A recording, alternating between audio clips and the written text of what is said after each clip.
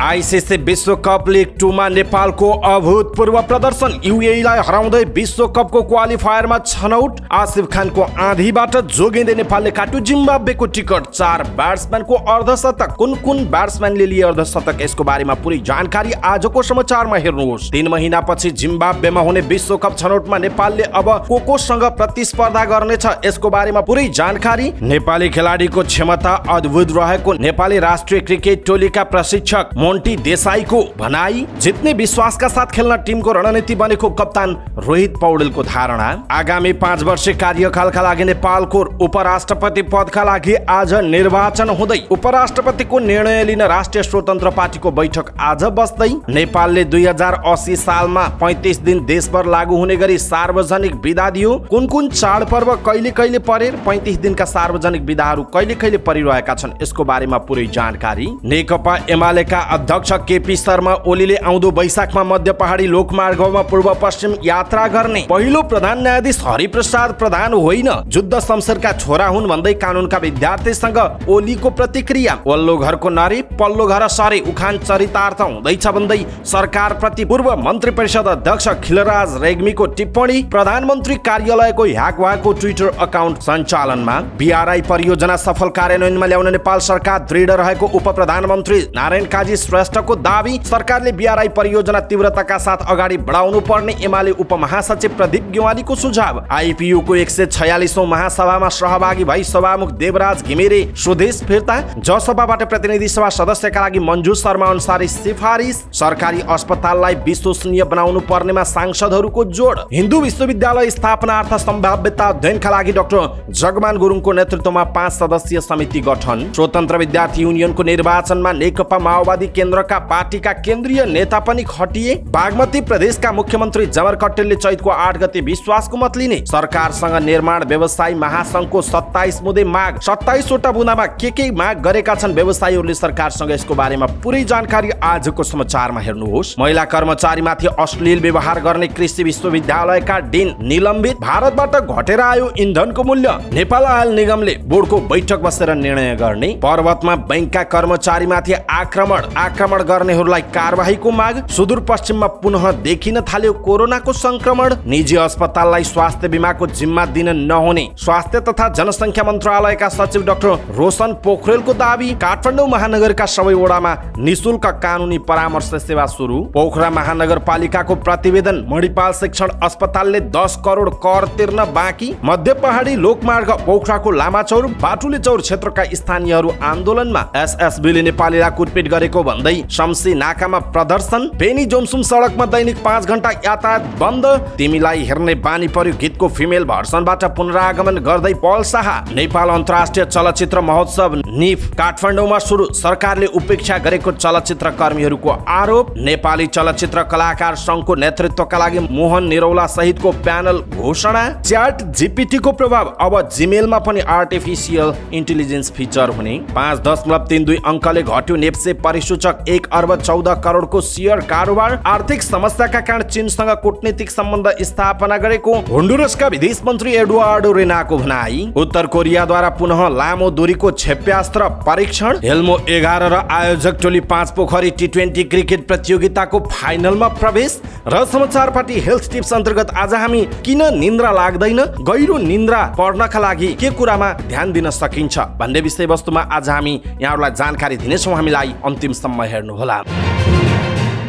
दर्शक महानुभाव नमस्कार। समाचारपाटी.com को न्यूज बुलेटिनमा यहाँलाई हार्दिक स्वागत छ। म प्रहलाद चन्द्र घिमिरे। आज मिति विक्रम सम्वत 2079 साल चैतको 3 गते शुक्रबार इस्वीसम्म सन् 2023 मार्चको 17 तारिक। सदाको झैं आज पनि हामी उपस्थित भएका छौँ आजका महत्त्वपूर्ण समाचार, ब्रेकिङ न्यूज अपडेट लगायत तपाईलाई काम लाग्ने हेर्नै पर्ने महत्त्वपूर्ण खबरहरू देश तथा विदेशमा कहाँ के भयो, नेपालमा आजदेखि कस्ता खालका नयाँ नियमहरू लागू हुँदैछन्, सरकारले के गर्दैछ, योजना कस्तो बनाउँदैछ, उपराष्ट्रपतिको निर्वाचनमा आज कसले जित्दैछ, नेपाली क्रिकेट टिमले अभूतपूर्व प्रदर्शन गरेर विश्वकपको क्वालिफायरमा पुगेको छ। अब कुन कुन टोलीसँग अथवा कुन कुन देशसँग खेल्दैछ लगायत फेरि पनि सुदूरपश्चिममा कोरोना भाइरसको संक्रमण बढ्दै गएको समाचार लगायतका हेर्नै पर्ने महत्त्वपूर्ण खबरहरू छोटकरीमा प्रस्तुत गर्छौं। हामीलाई अन्तिमसम्म हेर्नुहोला। हाम्रो मेहनतका लागि यो भिडियोमा एउटा लाइक अवश्य गर्नुहोला। दर्शक महानुभाव, फलफलको न्युज अपडेटका लागि तपाईले हाम्रो च्यानललाई अहिलेसम्म सब्स्क्राइब गर्नुभएको छैन भने कृपया सब्स्क्राइब गर्नुहोस् अनि नजिकै आउने बेल आइकनलाई क्लिक गर्नुहोला।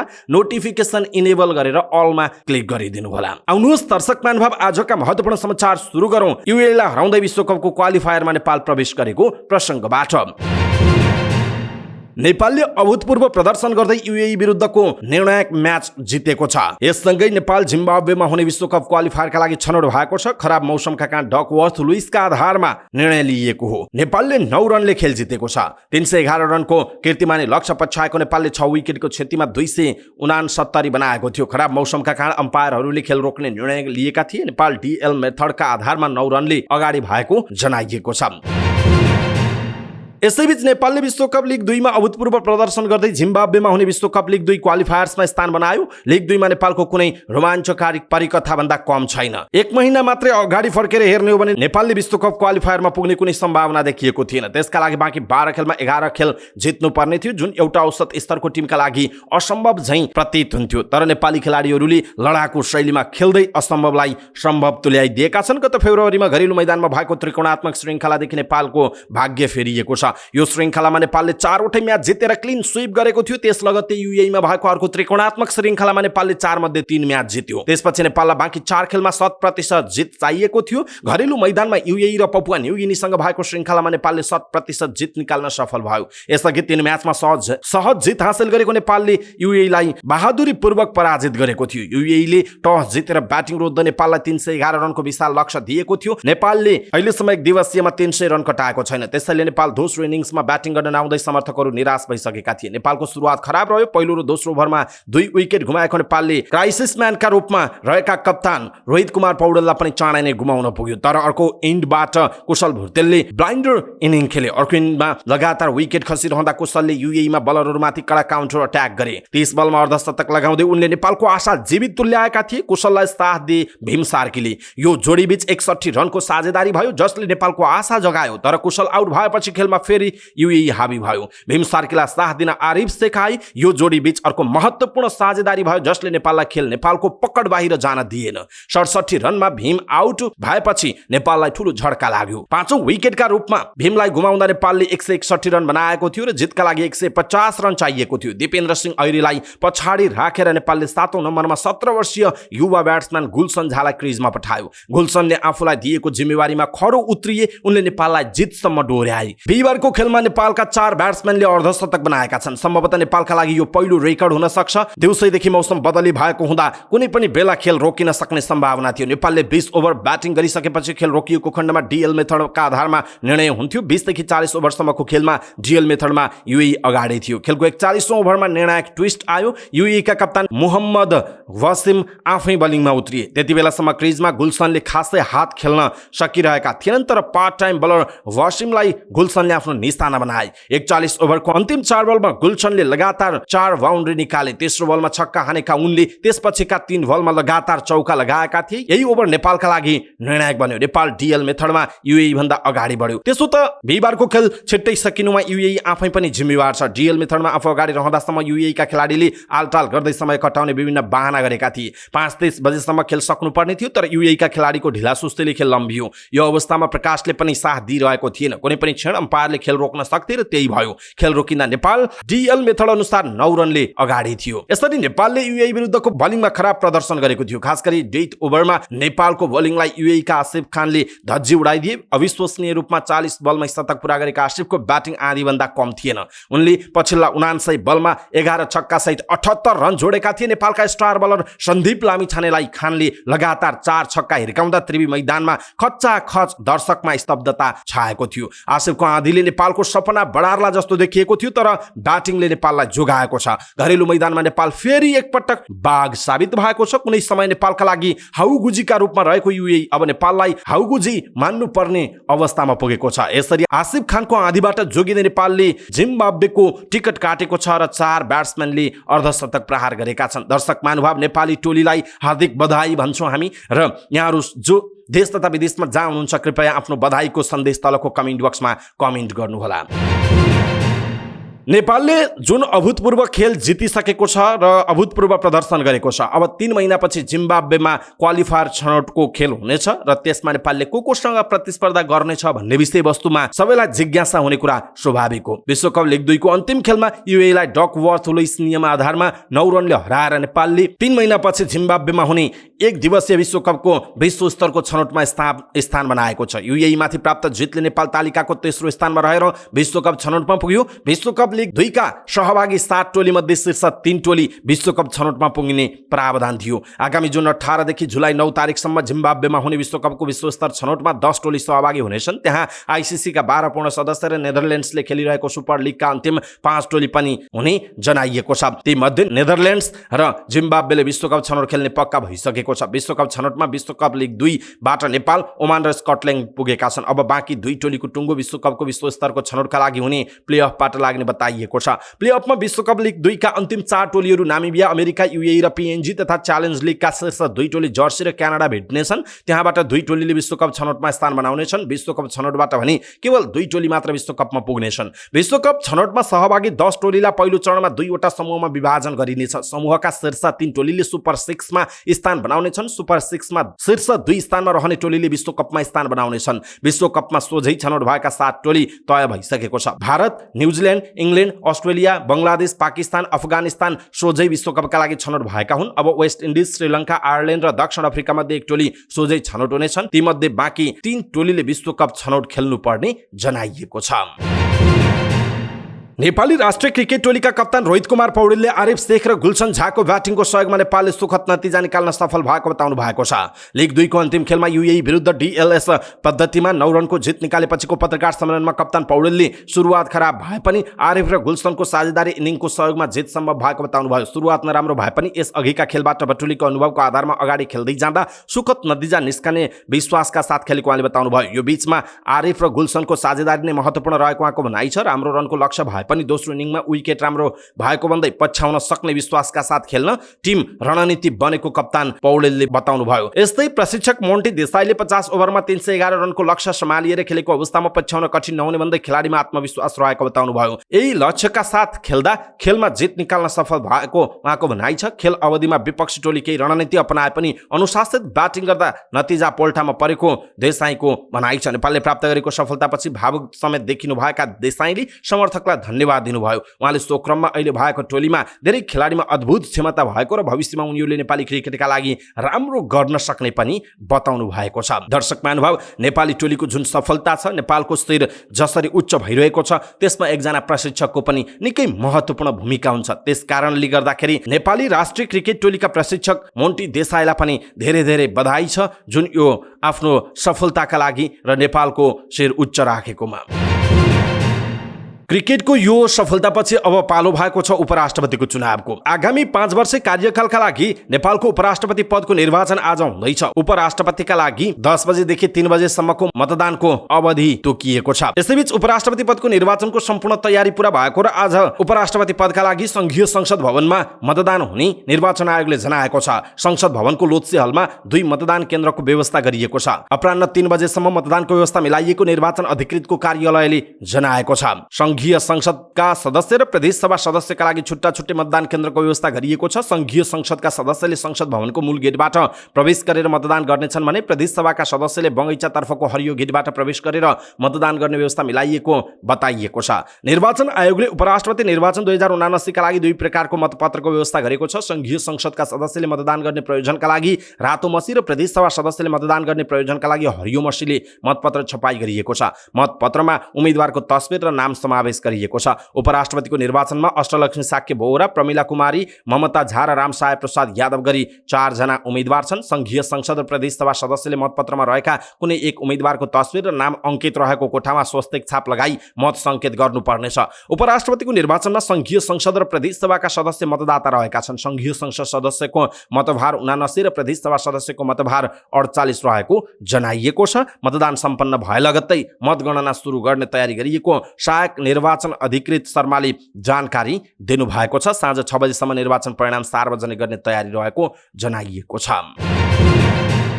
उपराष्ट्रपति निर्वाचनमा कसलाई मतदान गर्ने भन्ने विषयमा निर्णय लिन राष्ट्रिय स्वतन्त्र पार्टी रासपाले पार्टी पदाधिकारी र संसदीय दलको संयुक्त बैठक बोलाएको छ। बैठक आज पार्टी कार्यालय धुम्बाराहीमा बस्नेछ। उपराष्ट्रपतिको चुनाव पनि आज हुँदैछ। उपराष्ट्रपतिमा रामसाय प्रसाद यादव, अष्टलक्ष्मी साक्य र ममता झा उम्मेदवार रहनु भएको छ। अर्का उम्मेदवार प्रमिला यादवले उम्मेदवारी फिर्ता लिएको घोषणा गर्नुभएको छ। सरकारले 2080 सालमा 35 दिन देशभर लागू हुने गरी सार्वजनिक बिदा दिएको छ। बिहिबार राजपत्रमा प्रकाशित सूचना अनुसार विभिन्न चाडपर्व, दिवस र जन्म जयन्ती गरी 35 दिन बिदा दिएको हो, जसमा सबैभन्दा लामो दशैंमा 6 दिन र तिहारमा 5 दिन बिदा दिएको छ। सरकारले 27 पुसमा पृथ्वी जयन्ती र फागुन 1 मा जनयुद्ध दिवसको बिदा पनि दिएको छ। देशभर लागू हुने सार्वजनिक बिदा बाहेक काठमाडौँ उपत्यकामा गाई जात्रा, घोडे जात्रा, मच्छिन्द्रनाथको भोटो देखाउने जात्रा र इन्द्र जात्रामा सार्वजनिक बिदा दिएको छ। देशभर महिलाहरूका लागि तीज र जितिया पर्वमा बिदा दिएको छ। फाल्गुनन्द जयन्ती, गुरु नानक जयन्ती र मोहम्मद जयन्तीमा सम्बन्धित समुदायलाई बिदा दिएको जनाइएको छ। नेकपा एमालेका अध्यक्ष केपी शर्मा ओलीले आउँदो वैशाखमा मध्य पहाडी लोकमार्गमा पूर्व पश्चिम यात्रा गर्ने बताउनुभयो। नेपाल ल क्याम्पसमा कानुनका विद्यार्थीहरूसँगको अन्तर्क्रिया कार्यक्रममा उहाँले वैशाखको मध्यदेखि जेठको मध्यसम्म पूर्वदेखि पश्चिमसम्म यात्रा गर्ने बताउनुभयो। पहाडी क्षेत्र जोड्दै 5 थरदेखि डडेलधुरासम्म मध्य पहाडी राजमार्ग निर्माण भइरहेको छ, तर हालसम्म राजमार्गको निर्माण भने पूरा भएको छैन। यही क्रममा मध्य पहाडी लोकमार्गमा आफूहरू पूर्व पश्चिम यात्रा गर्ने एमाले अध्यक्ष केपी शर्मा ओलीले बताउनु भएको हो। यसैबीच एमाले अध्यक्ष केपी शर्मा ओलीले नेपालको पहिलो प्रधान न्यायाधीश हरिप्रसाद प्रधान नभई जुद्ध शमशेरको माइलो छोरा रहेको बताउनुभयो। आइतबार नेपाल ल क्याम्पसमा कानुनका विद्यार्थीहरूसँगको छलफलमा उहाँले कानुनको इतिहासमा गलत पढाइएको बताउनुभयो। तपाईहरूले कानुनको किताबमा नेपालको पहिलो प्रधान न्यायाधीश हरिप्रसाद प्रधान भनेर पढ्नु भएको होला, तर होइन, जुद्ध शमशेरका छोरा नेपालको पहिलो प्रधान न्यायाधीश हुन्, उहाँको भनाइ छ। 1997 सालमा जुद्ध शमशेरले 2 वटा सनद जारी गरेको र त्यसमध्ये कानुनी सनदको आधारमा पहिलो अदालत गठन भएको ओलीले बताउनुभयो। त्यति बेला प्रधान न्यायाधीश भनिएको थिएन, न्यायाधीश जर्नल भनिएको थियो। उहाँले भन्नुभयो त्यो पदमा आन्तरिक प्रतिस्पर्धा राणाहरूको बीचमा भएको थियो। मोहन शमशेर र जुद्ध शमशेरका छोरा बीच प्रतिस्पर्धा भएको थियो। सम्भवतः जुद्ध शमशेरको माइलो छोरा थिए, उनी नेपालको पहिलो प्रधान न्यायाधीश भएका थिए। उहाँले जुद्ध शमशेरको छोराको नाम भने लिनु भएन। कानुनको इतिहासमा नेपालको पहिलो प्रधान न्यायाधीश हरिप्रसाद प्रधान उल्लेख छ। उहाँ भारतीय नागरिक हुनुहुन्थ्यो। ओलीले 2007 सालको परिवर्तनपछि विदेशीलाई प्रधान न्यायाधीश बनाउन संविधान संशोधन गरिएको बताउनुभयो। विदेशी नागरिकलाई देशको न्यायालय प्रमुख बनाउने कुरा संवैधानिक हुनै सक्दैन, तर भयो, किनकि उहाँ दार्जिलिङमा हुँदा बीपी कोइरालासँग घनिष्ठता बढेको थियो, ओलीले भन्नुभयो। ओलीले नेपालको पहिलो संविधान पनि 2004 सालको नेपाल सरकार वैधानिक कानुन नभई अर्कै रहेको बताउनुभयो। उहाँले जुद्ध शमशेरले 1997 सालमा जारी गरेको सनद नै नेपालको पहिलो संविधान रहेको जिकिर गर्नुभएको छ। दर्शक महानुभाव, केपी शर्मा ओलीको यो भनाइप्रति तपाईँको धारणा के छ? आफ्नो धारणा तलको कमेन्ट बक्समा कमेन्ट गर्नुहोला। पूर्व मन्त्री परिषदका अध्यक्ष तथा पूर्व प्रधान न्यायाधीश खिलराज रेग्मीले सरकार अस्थिर हुने गरेकाले देशमा नीति निर्माणको काम प्रभावकारी रूपमा हुन नसकेको बताउनुभयो। फोकस नेपाल संस्थाको 10औं वार्षिक उत्सवको अवसरमा काठमाडौँमा आयोजना गरिएको वर्तमान शिक्षा नीति र आगामी चुनौतीहरू विषयक विचार गोष्ठीमा बोल्दै पूर्व मन्त्री परिषदका अध्यक्ष रेग्मीले सरकार अस्थिर भएको बताउनुभयो। उहाँले सरकार स्थिर हुन नसक्दा नीति निर्माणको काम हुन नसकेको बताउनु भएको हो। उहाँले सरकार गठन गर्ने र कसरी टिकाउने भन्ने कुरा मात्रै प्राथमिकतामा परेको भन्दै दीर्घकालीन नीतिगत सोच र कार्ययोजना ल्याउन नसकेको बताउनुभयो। सरकारले दैनिक रूपमा गर्नुपर्ने प्रशासनिक कामभन्दा बाहेक अरू गर्न नसकेको उहाँको भनाइ छ। रेग्मीले वर्तमान सरकारलाई ओल्लो घरको नरे पल्लो घर सरे भन्ने उखानसँग तुलना गर्नुभयो। उहाँले नेपालको शिक्षा प्रणाली विद्यार्थीहरूलाई परनिर्भर बनाउने खालको भएको बताउनुभयो। त्यस्तै विचार गोष्ठीमा बोल्दै पूर्व शिक्षा विज्ञान तथा प्रविधि मन्त्री तथा नेकपा माओवादी केन्द्रका सांसद देवेन्द्र पौडेलले संघीय शिक्षा ऐन ल्याउनेतर्फ सचेत हुनुपर्ने बताउनु भएको छ। ऐन ल्याउनेतर्फ कसैलाई मतलब नहुँदा समयमा आउन नसकेको पनि उहाँको भनाइ रहेको छ।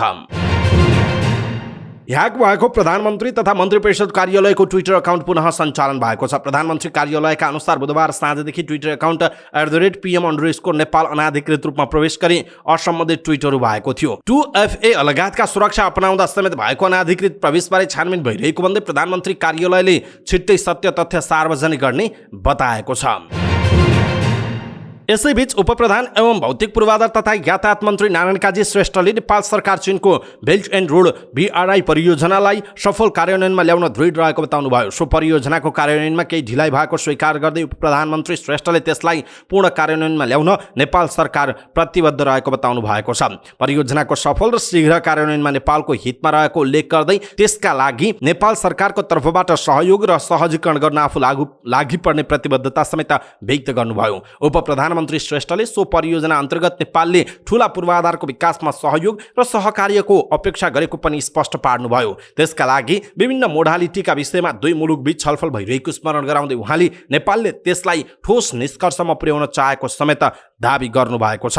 त्यस अवसरमा उपप्रधानमन्त्री श्रेष्ठले नेपाल चिनिया ऋणको पार्श्वमा परेको भन्ने भ्रामत्मक प्रचारबाट प्रभावित नभएको स्पष्टीकरण दिनुभयो। उहाँले चीनबाट नेपालको ठूला पूर्वाधार निर्माणमा देखिएको आर्थिक अभाव पूरा हुने अपेक्षा गरिएको बताउनु भएको छ।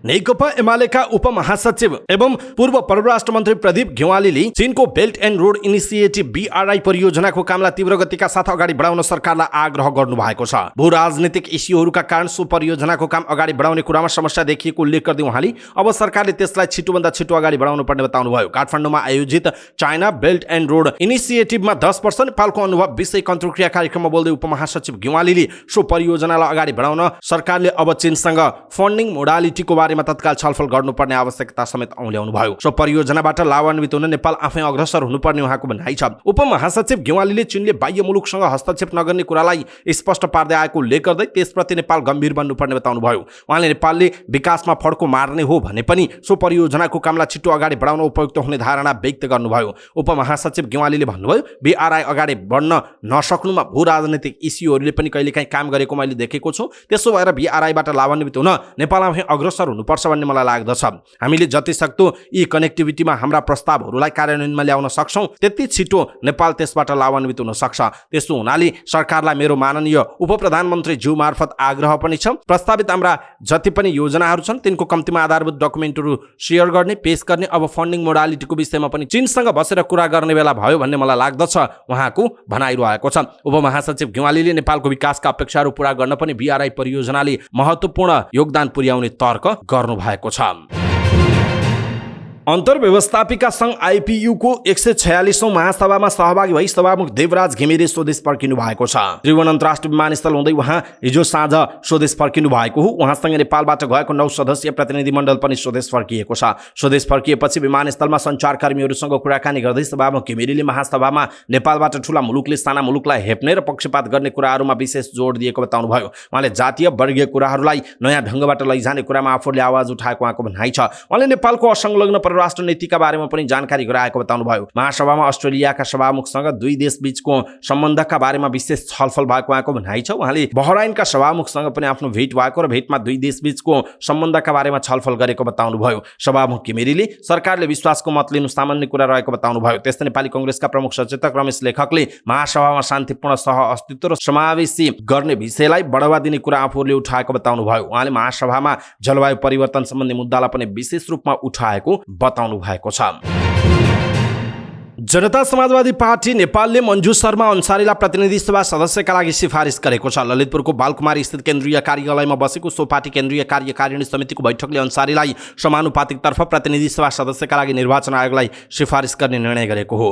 सांसद शहनाज रहमानको निधनपछि रिक्त रहेको सो पदमा अन्सारीलाई नियुक्त गर्न निर्वाचन आयोगलाई सिफारिस गर्ने निर्णय गरेको पार्टीका प्रवक्ता मनिष सुमनले जानकारी दिनुभयो। अन्सारी सो पार्टीको मुस्लिम समुदायबाट समानुपातिकतर्फको सूचीको दोस्रो वरियतामा रहनु भएको थियो। प्रवक्ता सुमनले भन्नुभएको छ, जनता समाजवादी पार्टी नेपालको सम्पूर्ण कार्यकारिणी समितिको बैठकले पार्टीको समानुपातिक सूचीबाट प्रतिनिधि सभामा निर्वाचित माननीय शहनाज सहमानजीको असामयिक निधन पश्चात रिक्त पदको बारेमा निर्वाचन आयोगको पत्र अनुसार निर्णय गर्नुपर्ने थियो र सोही अनुसार निर्धारित समयभित्र हामीले सहनाज रहमान रहनु भएको मुस्लिम समुदायबाट वरियता क्रममा दोस्रो पार्टीका उम्मेदवार मञ्जु शर्मा अन्सारीलाई प्रतिनिधि सभाको सदस्य पदमा समानुपातिक सूचीबाट बनाइयोस् भनेर सिफारिस पत्र पठाउने निर्णय गरेका छौं उहाँको भनाइ छ। उपराष्ट्रपति निर्वाचनको बारेमा पनि बैठकमा सामान्य छलफल भएको जनाइएको छ। निर्वाचन आयोगले सांसद रहमानको निधनपछि जनता समाजवादी पार्टीलाई अर्को सांसद सिफारिस गर्न पत्राचार गरेको थियो। सांसदहरूले सरकारी अस्पताललाई विश्वसनीय बनाउनु पर्नेमा जोड दिएका छन्। राष्ट्रिय सरोकार तथा समन्वय समितिको बैठकमा सांसदहरूले सरकारी अस्पताललाई विश्वसनीय बनाउनु पर्नेमा जोड दिएका हुन्। राष्ट्रिय सरोकार समितिको बैठकमा बोल्दै नेकपा एमालेका सांसद रामचन्द्र राईले गर्मी मौसम सुरु भएको र सरकारले रोगहरूको रोकथामका लागि कस्तो कार्यविधि बनाइरहेको छ भन्दै प्रश्न गर्नुभयो। उहाँले ल्याबको सुविधा सरकारी अस्पतालमा सबै किसिमका हुन नसकेको प्रति आपत्ति जनाउनुभयो। उहाँले प्राकृतिक उपचार प्रणालीलाई व्यवस्थित ढङ्गले विकास गर्न आवश्यक रहेको बताउनुभयो। त्यस्तै नेकपा एकीकृत समाजवादीका सांसद राजेन्द्र लक्ष्मी गैरेले विषादी जन्य खानेकुराहरूको बारेमा सरकारले अनुसन्धान गर्न आवश्यक रहेको बताउनुभयो। बैठकमा लोकतान्त्रिक समाजवादी पार्टी नेपालका सांसद शेखर कुमार सिंहले सरकारले अध्ययन गर्दा विद्यार्थीहरूलाई जिल्ला र अस्पताल तोकिदिनु पर्ने बताउनुभयो। नेकपा माओवादी केन्द्रका सांसद गोपी बहादुर सार्की अछामीले बिमा निजी क्षेत्रलाई दिन नहुने बताउनुभयो। उहाँले बिमा बोर्ड स्वास्थ्य मन्त्रालयको मातहतमा नरहेकाले पनि समस्या देखिएको बताउनुभयो। सांसद सार्कीले बिमामा विकृति हुन नहुने बताउनुभयो। उहाँले निजी अस्पताललाई राज्यले निगरानी गर्न आवश्यक रहेको बताउनुभयो। उहाँले अस्पतालमा मानवीय संवेदना छैन कि भन्ने स्थिति देखिएको पनि बताउनु भएको छ। पशुपति क्षेत्र विकास कोषले हिन्दू विश्वविद्यालय स्थापना गर्नका लागि सम्भाव्यता अध्ययनका लागि डाक्टर जगमान गुरुङको नेतृत्वमा 5 सदस्यीय समिति गठन गरेको छ। कोषले विश्वविद्यालय निर्माणका लागि सम्भाव्यता सहित अवधारणा पत्र तयारी समिति गठन गरेको हो। पर्यटन मन्त्रालयमा पत्रकार सम्मेलन गर्दै चैत भित्रमा अवधारणा पत्र तयार पारिसक्ने गरी काम अगाडि बढाउने जानकारी दिएको हो। पत्रकार सम्मेलनमा बोल्दै संस्कृति पर्यटन तथा नागरिक उड्डयन मन्त्री सुदन किराँतीले नेपाल धर्मनिरपेक्ष राष्ट्र भएको भन्दै सबै धर्मको सम्मान हुने बताउनुभयो। उहाँले डाक्टर जगमान गुरुङलाई हिन्दू विश्वविद्यालय स्थापना गर्नका लागि अध्ययन गर्ने जिम्मेवारी भन्दा पनि सम्मान भएको बताउनुभयो। उहाँले हिन्दू विश्वविद्यालय स्थापना गर्नु अहिलेको मुलुकको आवश्यकता भएको बताउनुभयो। उहाँले आधुनिक नेपालको सम्भाव्यताको प्रारम्भ हिन्दू विश्वविद्यालय स्थापनाबाट हुने दावी गर्नुभयो। उहाँले मुलुकको मूल्य मान्यताहरूलाई स्थानीयकरण गर्न नसकेको भन्दै हिन्दू विश्वविद्यालय विश्वभर बुद्धिजीवी उत्पादन उद्देश्य रहेको बताउनुभयो। उहाँले नेपालको सांस्कृतिक कूटनीतिलाई सशक्त माध्यम बनाएर पर्यटन विकास गर्न योगदान पुग्ने बताउनुभयो। हिन्दू विश्वविद्यालय 2081 को मक्सदभित्रमा सबै प्रक्रिया पूरा गर्ने घोषणा गरिएको छ। अध्ययन सहित अवधारणा पत्र तयार गर्न गुरुङ सहित 5 सदस्यीय समिति गठन गरेको हो। समितिको सदस्यमा प्राध्यापक डाक्टर रामचन्द्र गौतम, प्राध्यापक चेतननाथ गौतम, कमल ढकाल र सदस्य सचिवमा डाक्टर घनश्याम खतिवडा रहनु भएको छ। स्वतन्त्र विद्यार्थी युनियनको निर्वाचनमा पार्टी निकट संगठनलाई जिताउनका लागि मूलधारका दलहरूले केन्द्रीय नेताहरू नै खटाएका छन्। नेपाली कांग्रेस र नेकपा एमाले घोषित रूपमा नेताहरूलाई जिम्मेवारी दिएको छैन, तथापि संयोजन भने केही नेताहरूले गरिरहेका छन्। आगामी आइतबार हुने सोभियो निर्वाचनका लागि अरू दलभन्दा अघि बढेर माओवादीले केन्द्रीय नेताहरूलाई जिम्मेवारी दिएको छ। माओवादी केन्द्रले काठमाडौँका 22 क्याम्पसमा केन्द्रीय नेताहरूलाई खटाएको छ। कतिपय क्याम्पसमा माओवादी केन्द्रले 2 जना नेतालाई समेत संयोजकको जिम्मेवारी तोकेको छ। सानोठिमी क्याम्पसमा उपाध्यक्ष अग्निप्रसाद सापकोटा पार्टीबाट खटिनु भएको छ। केन्द्रीय क्याम्पस त्रिभुवन विश्वविद्यालय कीर्तिपुर चुनावी संयोजनका लागि उपमहासचिव शक्तिबहादुर बस्नेतले जिम्मेवारी पाउनु भएको छ। पुलचोक क्याम्पसमा पनि माओवादी केन्द्रले 2 जनालाई खटाएको छ। उपमहासचिव पम्फा भुसाल र केन्द्रीय सदस्य अनिल शर्मा अखिल क्रान्तिकारीलाई जिताउनका लागि भूमिका खेल्ने बताइएको छ। थापाथली इन्जिनियरिङ क्याम्पसमा प्रवक्ता कृष्णबहादुर महरा र केन्द्रीय सदस्य तिलकराज भण्डारीलाई खटाइएको जनाइएको छ। वाल्मीकिमा केन्द्रीय सचिव डिलाराम आचार्य, पद्मकन्यामा स्थायी समिति सदस्य शशि श्रेष्ठ, पाटन क्याम्पसमा सचिव लीलामणि पोखरेल र केन्द्रीय सदस्य युवराज चौलागाईलाई पार्टीबाट जिम्मेवारी पाएका छन्। नेपाल ल क्याम्पसमा सचिव देवेन्द्र पौडेल र केन्द्रीय सदस्य उत्तम अधिकारीलाई खटाइएको छ। शङ्करदेव क्याम्पसमा सचिव डिलाराम आचार्य, पब्लिक युथमा केन्द्रीय सदस्य देवेन्द्र पराजुली, जनप्रशासनमा कल्पना शर्मा, कोटेश्वरमा झक्कु प्रसाद सुवेदी खटिनु भएको छ। त्यसैगरी अमृत साइन्स क्याम्पसमा हिमाल शर्मा, महेन्द्र रत्न क्याम्पस चावैलमा रामदीप आचार्य, काठमाडौँ शिक्षा क्याम्पसमा अञ्जना विसङ्खे, विश्वभाषा क्याम्पसमा सूर्य सुवेदी, सरस्वती क्याम्पसमा केन्द्रीय सदस्य जगत सिमखडाले जिम्मेवारी पाउनु भएको छ। चिकित्सा शिक्षा अध्ययन प्रतिष्ठानमा केन्द्रीय सदस्य कल्पना शर्मा र अञ्जना विसङ्खे, ग्रामीण आदर्श क्याम्पसमा हितबहादुर तामाङ, तारकेश्वर क्याम्पसमा केन्द्रीय सदस्य अनिल शर्मा र भक्तपुर क्याम्पसमा देवेन्द्र श्रेष्ठले जिम्मेवारी पाएको जनाइएको छ।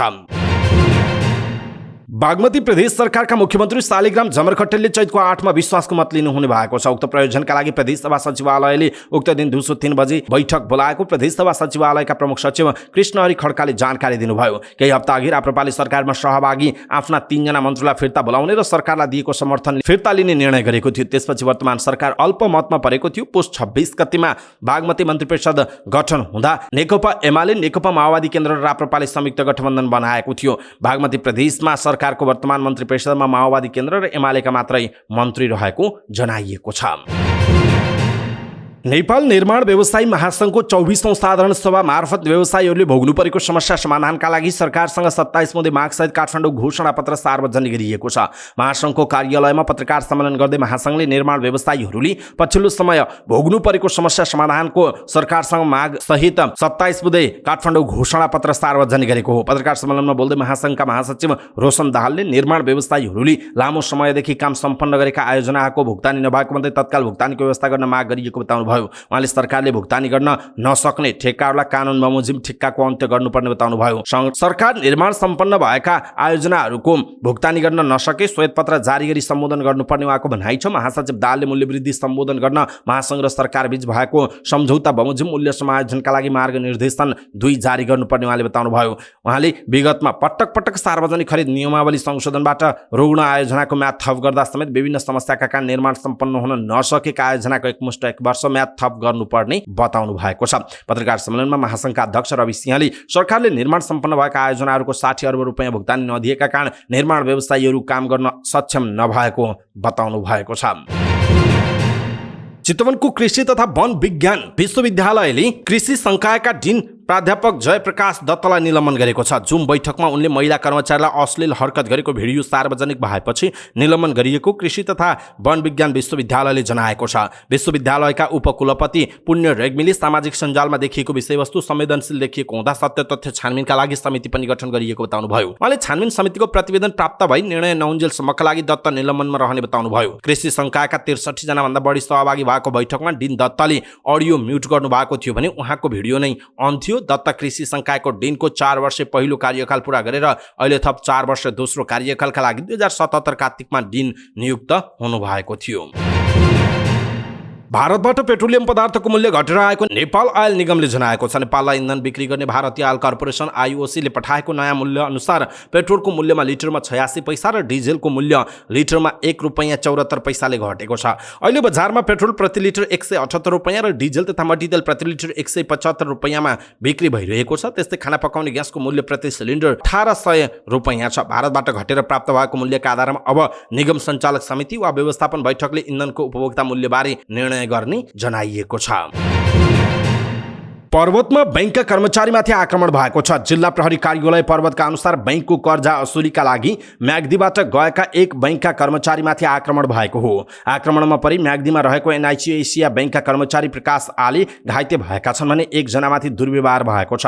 कर्जा असुलीको विषयमा विवाद हुँदा म्याग्दीमा रहेको एनआइसी एसिया बैंकका कर्मचारी प्रकाश आलेमाथि आक्रमण भएको पर्वतका डीएसपी मधुसूदन नेउपानेले जानकारी दिनुभयो। घटनामा संलग्न पर्वतको जलजरा गाउँपालिका 2 का 40 वर्षीय कृष्ण बहादुर मल्ललाई नियन्त्रणमा लिएर थप अनुसन्धान भइरहेको नेउपानेले बताउनुभयो। यसैबीच बैंक सञ्चालकहरूको संस्था सिबिफिनले म्याग्दीमा रहेको एनआइसी एसिया बैंकका शाखा प्रमुख विनोद सापकोटा र कार्यकारी सहायक प्रकाश आलेमाथि सांघातिक आक्रमण भएको जनाएको छ। उनीहरूमाथि नियोजित रूपमा सांघातिक आक्रमण गरी गम्भीर घाइते बनाएको सिबिफिनले जनाएको छ। सिबिफिनले एक विज्ञप्ति जारी गर्दै सापकोटा र आलेमाथि आक्रमण गर्नेलाई कडा कारबाही गर्न माग गरेको छ। सुदूरपश्चिम प्रदेशमा पछिल्ला दिनमा कोरोना भाइरसको संक्रमण पुनः देखिन थालेको छ। कोरोना भाइरसको संक्रमण दर केही महिना यता प्रदेशमा शून्य रहेकोमा पछिल्ला केही दिनमा संक्रमण देखिन थालेको छ। स्वास्थ्य निर्देशनालय दिपायलले पछिल्लो 24 घण्टामा 6 जनामा कोरोनाको संक्रमण देखिएको जनाएको छ। यो तथ्याङ्कमा केही दिन अघिका कोरोना संक्रमितको संख्या समेत समेटिएको निर्देशनालयले जनाएको छ। गएको 24 घण्टामा 391 जनाको एन्टिजेन विधिबाट कोरोना भाइरसको नमुना परीक्षण गरिएको थियो। कोरोनाको संक्रमण दर केही बढे पनि रोगले हुने मृत्यु दर भने शून्य छ। निर्देशनालयका कोभिड सम्पर्क व्यक्ति हेमराज जोशीले रोगको रोकथामका लागि सबै जिल्लामा कोरोना भाइरस विरुद्धको बुस्टर डोज खोपको मात्रा स्वास्थ्य संस्था मार्फत लगाउन थालिएको जानकारी दिनुभयो। सरकारले कोभिड-19 विरुद्धको पूर्ण मात्राको खोप लगाएको 3 महिना पूरा भएका र पहिलो बुस्टर खोप लगाउन छुटेका व्यक्तिलाई पहिलो बुस्टर मात्रा खोप लगाएको 6 महिना पूरा भएका व्यक्तिलाई दोस्रो बुस्टर मात्रा खोप दिन लागि छ। स्वास्थ्य कर्मी, गर्भवती, 12 वर्ष माथिका दीर्घरोगी, रोग प्रतिरोधात्मक क्षमता कम भएका र 55 वर्ष माथिका सबै नागरिकलाई बुस्टर खोप लगाउन मिल्ने बताइएको छ। कोरोनाको संक्रमण भएकाले संक्रमण मुक्त भएको 1 महिनापछि यो बुस्टर डोज लगाउन पाइनेछ। कोरोना भाइरसको समस्या देखिए यता हालसम्म सुदूरपश्चिममा 6,39,488 को नमुना परीक्षण भइसकेको छ। तीमध्ये 61,890 जना कोरोना भाइरसको संक्रमण पुष्टि भएको जनाइएको छ। स्वास्थ्य तथा जनसङ्ख्या मन्त्रालयका सचिव डाक्टर रोशन पोखरेलले निजी अस्पतालहरूलाई स्वास्थ्य बिमाको जिम्मा दिन नहुने बताउनु भएको छ। राष्ट्रिय सरोकार तथा समन्वय समितिको बैठकमा बोल्दै उहाँले निजी अस्पताललाई बिमाको जिम्मा दिन नहुने बताउनु भएको हो। उहाँले बिमा निजी अस्पताललाई नदिँदा केही वर्षसम्म गाह्रो भए पनि सरकारको अस्पतालहरूको उन्नति प्रगति गर्न सहयोग पुग्ने बताउनु भएको छ। उहाँले मेडिकल डेन्टल कलेज ठुला अस्पतालहरूलाई बिमाको जिम्मा दिन सकिए पनि निजी अस्पताललाई बिमा दिँदा दुरुपयोग भइरहेको बताउनु भयो। उहाँले अहिलेको स्वास्थ्य बिमा जस्तो नभई राज्यले सामाजिक दायित्व पूरा गरेको जस्तो भएको बताउनु भयो। सचिव पोखरेलले बिमामा व्यक्तिले केही मात्रै पैसा तिर्ने व्यवस्था नभएसम्म बिमा सफल हुन नसक्ने दाबी गर्नुभयो। उहाँले अहिलेको बिमाको अवस्थालाई राज्यले निजी क्षेत्रलाई दिएर अझै 15 वर्षसम्म यही अवस्थामा धान्न नसक्ने बताउनु भयो। यस वर्ष पनि 8.5 अर्ब भन्दा बढी बिमितहरूले सुविधा लिएको पैसा दिन बाँकी रहेको बताउनु भयो। उहाँले प्रिमियम उठाउने पैसाले बिमा सञ्चालन गर्न गाह्रो भएको बताउनु भयो। उहाँले बिमामा सरकारका कर्मचारी, नेपाली सेना, सशस्त्र प्रहरी, नेपाल प्रहरी लगायतलाई नसमेटिएसम्म बिमा परिष्कृत हुन नसक्ने पनि बताउनु भएको छ। काठमाडौँ महानगरपालिकाका सबै ओडामा बिहीबारदेखि निःशुल्क कानुनी परामर्श सेवा सुरु भएको छ। नेपाल ल क्याम्पससँग गत माघ 17 गते सम्पन्न सम्झौताका आधारमा उक्त क्याम्पसले खटाएका विद्यार्थीले प्रत्येक ओडामा पुगेर सेवा दिनेछन्। सेवामा जानु अघि उनीहरूलाई सम्पादन गर्नुपर्ने कामका विषयमा जानकारी गराइएको थियो। सेवा उपलब्ध गराउनका लागि ल क्याम्पसबाट पुगेका विद्यार्थीलाई 16 औँ कार्य विवरण पत्र दिइएको छ। त्यसका लागि क्याम्पसबाट आएका स्नातक र स्नातकोत्तर तहका 50 जना विद्यार्थी छनौट भएका छन्। तीमध्ये हरेक ओडामा 1 जनाका दरले 32 जना र केन्द्रमा 3 जना विद्यार्थी परिचालन गरिने काठमाडौँ महानगरपालिकाको भनाइ छ। बाँकी 15 जनालाई वैकल्पिक समूहमा राखिएको छ। काठमाडौँ महानगरपालिकाका सूचना अधिकारी वसन्त आचार्यका अनुसार महानगरको निःशुल्क कानुनी सेवा जनमैत्री प्रशासन सञ्चालनको अभ्यास हो। यस प्रकारको अभ्यास यसअघि गरिएको छैन। यस्तो अभ्यास अन्य पालिकाले पनि गरेका छैनन्। यसको सिकाइबाट आगामी दिनमा एउटा मार्गचित्र कोरिनेछ। सेवा प्रदान गर्नका लागि हरेक ओडामा निःशुल्क कानुनी परामर्श सेवा कक्ष स्थापना गरिएको छ। कक्ष सञ्चालनका लागि आवश्यक पर्ने टेबल, कुर्सी, सेवाग्राही बस्ने ठाउँ, आवश्यक पर्ने शैक्षिक सामग्री ओडाले व्यवस्था गर्नेछ। सम्पादित कामको जानकारी र आपसी अनुभव तथा सिकाइ आदान प्रदान गर्नका लागि इन्टरनेटमा आधारित समूह निर्माण गरिनेछ। सेवाग्राहीको तर्फबाट पेश गर्नुपर्ने निवेदन, उजुरी, फिराद पत्र, प्रतिउत्तर पत्र, लिखित जवाब मिलापत्रको मस्यौदा गर्ने, कानुनी व्यवस्था र प्रक्रियाका बारेमा मौखिक वा लिखित जानकारी दिनु सेवाको मुख्य उद्देश्य रहेको जनाइएको छ। पोखरा महानगरपालिकाले मणिपाल शिक्षण अस्पतालसँग 10 करोड रुपैयाँ भन्दा बढी कर उठाउन बाँकी रहेको ठहर गरेको छ। मणिपालले तिर्न बाँकी बक्यौता अन्यल भएपछि महानगरले राजस्व परामर्श समिति सदस्य समेत रहेका पोखरा 16 का वडा अध्यक्ष अमृत शर्मा तिमिल सिन्हाको संयोजकत्वमा छानबिन समिति गठन गरेको थियो। मागमा गठन भएको उक्त समितिले महानगरलाई मणिपालले 10 करोड 4,92,000 रुपैयाँ तिर्न बाँकी रहेको प्रतिवेदन बुझाएको छ। प्रतिवेदनका अनुसार मणिपालले आर्थिक वर्ष 2069-70 देखिकै राजस्व बुझाउन बाँकी छ। महानगरपालिकाका कर्मचारीका अनुसार मणिपालले आफ्नो निजी जग्गाको सम्पत्ति कर र नेपाल सरकारसँग लिएको जग्गाको भाडा गरी 2 थरी राजस्व पोखरा महानगरलाई तिर्न बाँकी छ। प्रतिवेदनका अनुसार आर्थिक वर्ष 2079-80 सम्म आइपुग्दा आफ्नो स्वामित्वमा रहेको जग्गाको सम्पत्ति कर बापत 7 करोड 60,64,000 रुपैयाँ तिर्न बाँकी छ। मणिपालले आफ्नो स्वामित्वमा रहेको 32 रुपैयाँ जग्गा उपभोग गर्दै आइरहेको छ। त्यस्तै नेपाल सरकारसँग सम्झौता गरेर भाडामा लिएको 193 रुपैयाँ जग्गाको 2 करोड 34,34,000 रुपैयाँ महानगरलाई तिर्न बाँकी रहेको प्रतिवेदनमा उल्लेख गरिएको छ। लामो समयदेखि महानगरलाई मणिपाल शिक्षण अस्पतालले तिर्नुपर्ने कर नतिरेपछि सार्वजनिक लेखा समितिले यसबारेमा प्रश्न उठाएको थियो। तर मणिपालले तिर्नुपर्ने रकमबारे बक्यौता यकिन नहुँदा महानगर आफै रनभुल्लमा थियो। बक्यौता रकम गोलमोटल भएपछि महानगरले छानबिन समिति बनाएको हो। राष्ट्रिय गौरवको आयोजना पुष्पलाल मध्य पहाडी लोकमार्ग अन्तर्गत पोखराको भैँसे ज्याम्दुदेखि जौबारी एमदीपुलसम्मको सडकको काम स्थानीयको विरोधपछि रोकिएको छ। पोखरा महानगरपालिका वडा नम्बर 16 का स्थानीयले आफ्नो घरबार नै उठ्ने गरी जानकारी नदिई राजमार्ग बनाउन रेखाङ्कन गरिएको भन्दै आन्दोलन सुरु गरेका छन्। स्थानीयको आन्दोलनपछि मध्य पहाडी लोकमार्ग योजना कार्यालय कुष्माले वडा नम्बर 16 लाई पत्राचार गरी विवाद समाधान भएपछि मात्र सडक निर्माणको काम अगाडि बढ्ने बेहोराको पत्र पठाएर बुधबारदेखि काम रोकेको हो। मध्य पहाडी लोकमार्गको भैँसे ज्याम्दु मेलबोट पानीघाट आन्टीघर अर्मलाकोट कालीखोला पुल अमला बिसौनी लामाचौर जौबारी एमदीपुलसम्मको सडक निर्माणका लागि ठेक्का व्यवस्थापन भएपछि स्थानीयले आन्दोलन सुरु गरेका हुन्। स्थानीयले पोखरा 16 को वडा कार्यालयमा बुधबार 2 घण्टा ताला लगाएर धरना पनि दिएका थिए। राज्यले स्थानीयलाई जानकारी नदिई घरबार नै उठ्ने गरी लोकमार्गका लागि रेखाङ्कन गरेकाले आन्दोलन गर्नुपरेको पुष्पलाल मध्य पहाडी लोकमार्ग आयोजना पीडित संघर्ष समिति पोखरा 16 का सचिव सन्दीप थापाले बताउनु भयो। उहाँले पहिलो रेखाङ्कन जहाँबाट थियो त्यही त्यहीबाट सडक लैजानुपर्ने बताउनुभयो। मध्य पहाडी लोकमार्ग अन्तर्गत पोखरा क्षेत्रमा गरिएको अघिल्लो रेखाङ्कनबाट बजार क्षेत्रका धेरै घर पर्ने भएपछि ग्रामीण क्षेत्रको विकास गर्ने उद्देश्यले रेखाङ्कन परिवर्तन गरेको पुष्पलाल राजमार्ग योजना कार्यालय कुस्माका योजना प्रमुख नारायण दत्त भण्डारीले बताउनुभयो। सबैको सहमति अनुसार नै सडकको काम अगाडि बढ्ने उहाँको भनाइरहेको छ। महोत्तरीको शम्सी नाकामा भारतीय सीमा सुरक्षा बल एसएसबी का एकजना जवानले नेपाली युवकलाई कुटपिट गरेको भन्दै स्थानीयले विरोध प्रदर्शन गरेका छन्। शम्सी गाउँपालिका 7 का सन्तु कुमार शाहलाई एसएसबीले कुटपिट गरेको भन्दै स्थानीयले विरोध प्रदर्शन गरेका हुन्। नेपाली सीमा क्षेत्रबाट भारत प्रवेश गर्न खोज्दा एसएसबीले नेपाली नागरिकताको प्रमाणपत्र खोजेको विषयमा विवाद भएको र बुधबार अपराह्न 5:30 बजेतिर शाहलाई एसएसबीले कुटपिट गरेको स्थानीयको भनाइ छ। नेपालतर्फको बाटो खराब भएकाले 10 गजा क्षेत्रका नेपालीहरू भारतीय सडक हुँदै आउजाउ गरिरहन्छन्। सीमा क्षेत्रमा एसएसबीले पटक पटक दुःख दिने गरेको उनीहरूको गुनासो छ। एसएसबीका जवानले बुधबार शाहलाई दुर्व्यवहार र कुटपिट गरेको भन्दै सीमा क्षेत्रका नेपालीले शम्सी नाकामा साँझ विरोध प्रदर्शन गरेका हुन्। सशस्त्र प्रहरी गणका अधिकृतले यो विषयमा दुवै पक्ष बसेर छलफल गर्ने बताएपछि स्थानीयले प्रदर्शन रोकेका थिए। मुस्ताङलाई राष्ट्रिय राजमार्गसँग जोड्ने बेनी जोमसुम सडक शुक्रबारदेखि दैनिक 5 घण्टा बन्द हुँदैछ। म्याग्दीको अन्नपूर्ण गाउँपालिका 3 रूपसे झरना क्षेत्रमा पहिरो रोकथाम, बेली ब्रिज निर्माण र सडक विस्तारका लागि दैनिक 5 घण्टा यातायात आवत जावत बन्द हुने जिल्ला प्रशासन कार्यालय म्याग्दीले जनाएको छ। म्याग्दीका सहायक प्रमुख जिल्ला अधिकारी धीरेन्द्र राज पन्तले 2079 चैत 3 गतेदेखि 14 गतेसम्म रूपसे खण्डमा बिहान 6 बजेदेखि 9 बजेसम्म र दिउँसो 1 बजेदेखि 3 बजेसम्म यातायात आवत जावत बन्द गरेर निर्माणको काम गरिने जानकारी दिनुभएको छ।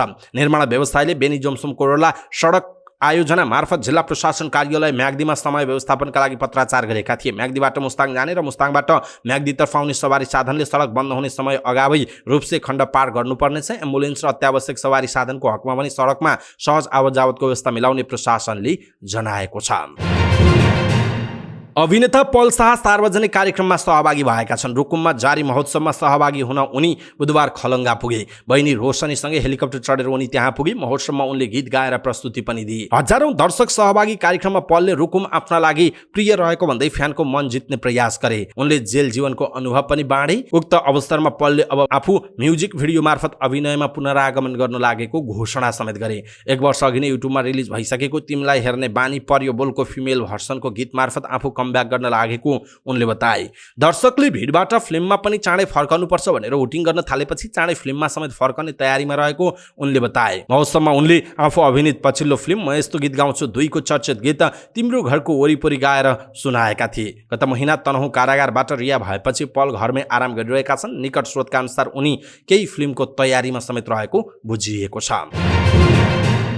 बिहिबारबाट काठमाडौँमा 6औं नेपाल अन्तर्राष्ट्रिय चलचित्र महोत्सव निफ सुरु भएको छ। काठमाडौँमा एक कार्यक्रमका बीच निफ सुरु भएको हो। अब चैतको 6 गतेसम्म निफ सञ्चालन हुने बताइएको छ। 6औं नेपाल अन्तर्राष्ट्रिय चलचित्र महोत्सव निफमा 55 देशबाट आएका 500 बढी चलचित्र मध्येबाट 35 देशका 95 चलचित्र प्रतियोगिताका लागि छनौट भएका छन्। उक्त चलचित्रहरू 4वटा काठमाडौँका अत्याधुनिक सिनेमा हलहरू सिभिल महल, छाया सेन्टर, पुल्चोकको लभिङ महल, त्यसैगरी भक्तपुरको राधे राधेको भाटपाटिनीमा रहेको हलबाट प्रदर्शन हुनेछ। ओपनिङ फिल्मको रूपमा कोरिन शर्मा निर्देशित चलचित्र चरी प्रदर्शन भएको छ। यसपटक 7 विधामा 14वटा पुरस्कार वितरण गरिनेछ। कार्यक्रममा बोल्दै नेपालका लागि चिनिया राजदूत चेन सोङले चलचित्रले एक अर्का देशबीचको संस्कृति र मित्रता विस्तार हुने बताउनुभयो। उहाँले चलचित्रको माध्यमबाट नेपाल र चीन बीचको सम्बन्ध विस्तार हुने बताउनुभयो। त्यस्तै चलचित्र विकास बोर्डका अध्यक्ष भुवन केसीले यस्तो मेलाहरूले विभिन्न देशबीचको भाषा संस्कृतिलाई एक अर्का बीच फैलाउन सहयोग पुग्ने बताउनुभयो। उहाँले महोत्सवले अन्य देशको संस्कृतिका साथै प्रविधिको उच्चतम प्रयोग गर्न सहयोग पुग्ने बताउनु भएको छ। उहाँले नेपाल विदेशीहरूका लागि ओपन स्टुडियो रहेको बताउनुभयो। कार्यक्रममा बोल्दै निफका अध्यक्ष केपी पाठकले यस किसिमका मेलाहरूलाई सरकारले वार्षिक कार्यक्रममा राख्नुपर्ने बताउनुभयो। कार्यक्रमको उद्घाटन प्रधानमन्त्री पुष्पकमल दाहाल प्रचण्डले उद्घाटन गर्ने भनिए पनि उहाँ नगएपछि चलचित्र कर्मीहरू रुष्ट बने। विशिष्ट अतिथिको रूपमा सञ्चार तथा सूचना प्रविधि मन्त्री रेखा शर्मालाई बोलाए पनि नगएपछि चलचित्र क्षेत्रले सरकारले आफूलाई साथ नदिएको अनुभूति भएको बताएका छन्। अध्यक्ष पाठकले भन्नुभएको छ, यस्ता मेलाहरूलाई सरकारले वार्षिक कार्यक्रममा राखोस् भन्ने हाम्रो आग्रह छ। कम्तीमा यहाँ सरकारको पाइला आइदिएको भए हाम्रो मेला पवित्र हुन्थ्यो कि विदेशीले हाम्रो चलचित्र क्षेत्रलाई हेर्ने नजर राम्रो हुन्थ्यो कि भन्ने थियो, त्यो भएन उहाँको भनाइ छ। अध्यक्ष पाठकले सरकार अन्तर्राष्ट्रिय स्तरको चलचित्र महोत्सवमा नआउनु भनेको चलचित्रप्रतिको उपेक्षा भएको पनि बताउनुभयो। नेपाली चलचित्र कलाकार सङ्घको नेतृत्वका लागि मोहन निरौला सहितको प्यानल घोषणा भएको छ। काठमाडौँमा पत्रकार सम्मेलन गरी यसबारेमा जानकारी गराइएको हो। निरौलाको प्यानलबाट उपाध्यक्षमा धनबहादुर बमजम डिबी र कविता गेलाल रहनु भएको छ भने महासचिवमा सबिन श्रेष्ठ हुनुहुन्छ। सचिवमा रामेश्वर बुर्लाकोटी रहनु भएको छ। त्यस्तै कोषाध्यक्षमा सुनिल कटुवाल र सहकोषाध्यक्षमा पवित्र आचार्य हुनुहुन्छ। सहकोषाध्यक्षमा उम्मेदवारी दिनुभएका आचार्य निर्विरोध निर्वाचित हुनुभएको छ। सदस्यहरूमा उद्धव प्रसाद भट्टराई, गोपाल ढकाल, शीतल केसी, पवन केसी, रोशन श्रेष्ठ, पुण्य प्रसाद पाण्डे, पुकार भट्टराई, नम्रता खरेल, रामशरण जङ्गम, बबिता ढकाल, सुनिल कुमार पुरी, गोपीलाल तामाङ, निर्मल स्याङतान र समीर लामा रहनु भएको छ। अध्यक्ष पदका उम्मेदवार निरौलाले कलाकार सङ्घको भवन तथा कार्यालय व्यवस्थापन, सदस्यता सहित सामाजिक सुरक्षा, वृत्ति विकासलाई आफ्नो एजेन्डा बनाउनु भएको छ। निरौला सङ्घका वर्तमान उपाध्यक्ष तथा प्रवक्ता समेत हुनुहुन्छ। कार्यक्रममा बोल्दै उम्मेदवार निरौलाले लैङ्गिक तथा यौन हिंसा विरुद्ध शून्य सहनशीलताको नीति लिने, मातृभाषी चलचित्रका कलाकारलाई सङ्घमा आबद्ध गराउने नीति लिने बताउनुभयो। उहाँले विभिन्न देशमा रहेका मौजुदा शाखाको विस्तार गरी विश्वभर छरिएका कलाकारहरूलाई एक सूत्रमा बाँध्ने आफ्नो एजेन्डा रहेको बताउनुभयो। आर्टिफिसियल इन्टेलिजेन्स प्रविधिको दौड दिनानुदिन तीव्र बनिरहेको छ। हालै विङ सर्च इन्जिनलाई च्याट जीपीटीसँगै लन्च गरेर माइक्रोसफ्टले सर्च इन्जिन गुगलको वर्षौँदेखिको साम्राज्यलाई चुनौती दियो। त्योसँगै यस्तो लागिरहेको थियो कि सर्च इन्जिनको क्षेत्रमा माइक्रोसफ्टले बाजी मारेको छ, तर गुगलले आफ्नो नम्बर 1 को ताज सजिलै नछाड्ने देखिएको छ। गुगलले आफ्ना विभिन्न वर्क स्पेस एपहरूमा आर्टिफिसियल इन्टेलिजेन्स फिचर जोडेको छ। अर्थात् अब Google Docs, Gmail, Google sheet, Google slide जस्ता प्लेटफर्ममा आर्टिफिसियल इन्टेलिजेन्स फिचर उपलब्ध हुनेछन्। एक ब्लग मार्फत गुगलले उक्त जानकारी गराएको हो। गुगलले यसअघि आफ्नो आर्टिफिसियल इन्टेलिजेन्स च्याटबट गुगल बार्ड घोषणा गरेको थियो। त्यसो त गुगलको नयाँ अपडेट के छ त? ब्लग पोस्टमा गुगलले विगत करिब 25 वर्षदेखि आफूले आम प्रयोगकर्ताको सहयोगका लागि विभिन्न प्रडक्टहरू तयार गरिरहेको उल्लेख गरेको छ। गुगलले सर्च इन्जिनदेखि म्यापसम्मका सर्भिस उपलब्ध गराएको छ। पछिल्लो समयमा आर्टिफिसियल इन्टेलिजेन्सले प्रविधिका धेरै क्षेत्रमा एउटा नयाँ तीव्रता ल्याइदिएको परिप्रेक्ष्यमा गुगलले पनि त्यसलाई अवलम्बन गरेको हो। आफ्ना विभिन्न सर्भिसहरूमा यसअघि नै आर्टिफिसियल इन्टेलिजेन्सले प्रयोगकर्तालाई सहज गरिरहेको गुगलले उल्लेख गरेको छ। उसका अनुसार जीमेलमा स्मार्ट कम्पोजर होस् वा स्मार्ट रिप्लाई होस्, अनि गुगल डक्समा समरी होस् वा कुनै मिटिङलाई प्रोफेसनल बनाउने काम होस्, आर्टिफिसियल इन्टेलिजेन्सले प्रयोगकर्तालाई सहयोग गरिरहेको छ। ब्लग पोस्टमा गुगलले भनेको छ, हामी वर्क स्पेस प्रयोगकर्ताका लागि आर्टिफिसियल इन्टेलिजेन्स क्षमता थप्दैछौँ, जसको उपयोगबाट प्रयोगकर्ताले क्रिएट, कनेक्ट तथा कोल्याबोरेसनको क्षेत्रमा यसअघि कहिले पनि प्राप्त गर्न नसकेको अनुभव महसुस गर्नेछन्। सबैभन्दा पहिला गुगलले गुगल डक्स तथा जीमेलमा आर्टिफिसियल इन्टेलिजेन्समा आधारित लेखन फिचर थप गरेको छ। यद्यपि यो फिचर अहिले नै सबै प्रयोगकर्ताका लागि उपलब्ध छैन। यसलाई केही निश्चित प्रयोगकर्ताका लागि परीक्षणका रूपमा सुरु गरिएको छ। हालका लागि यो अङ्ग्रेजी भाषा तथा अमेरिकी प्रयोगकर्ताका लागि मात्र उपलब्ध हुनेछ, जसबाट पृष्ठपोषण लिएर सुधार गरी सबै आम प्रयोगकर्ताका लागि यो फिचर उपलब्ध गराउने गुगलको योजना रहेको छ। त्यसो त यो फिचरले कसरी काम गर्छ त? मानौ तपाईँ जीमेल वा गुगल डक्स प्रयोग गरिरहनु भएको छ। यदि तपाईँले केही विषयमा लेख्नु छ भने सबैभन्दा पहिले उक्त शीर्षकका बारेमा लेख्न सुरु गर्नुपर्दछ। त्यसपछि सो विषयमा एक मस्यौदा देखा पर्दछ। अब प्रयोगकर्ताले सो ड्राफ्टलाई तानेर त्यसमा आफ्नो तरिकाले सम्पादन गर्न सक्नेछन्। यसले प्रयोगकर्ताको कामलाई सजिलो बनाउनेछ। नयाँ आर्टिफिसियल इन्टेलिजेन्स फिचरसँगै जीमेलमा इमेल ड्राफ्ट गर्न, जवाफ फर्काउन तथा इमेललाई प्राथमिकीकरण गर्न सहज हुनेछ। त्यस्तै गुगल डक्समा प्रुफ रिड गर्न, लेखन तथा पुनर्लेखन गर्न पनि सजिलो हुनेछ। त्यस्तै कुनै तस्बिरका लागि क्रिएटिभ भिजन लगायतका विभिन्न नयाँ फिचर पनि उपलब्ध हुने जनाइएको छ।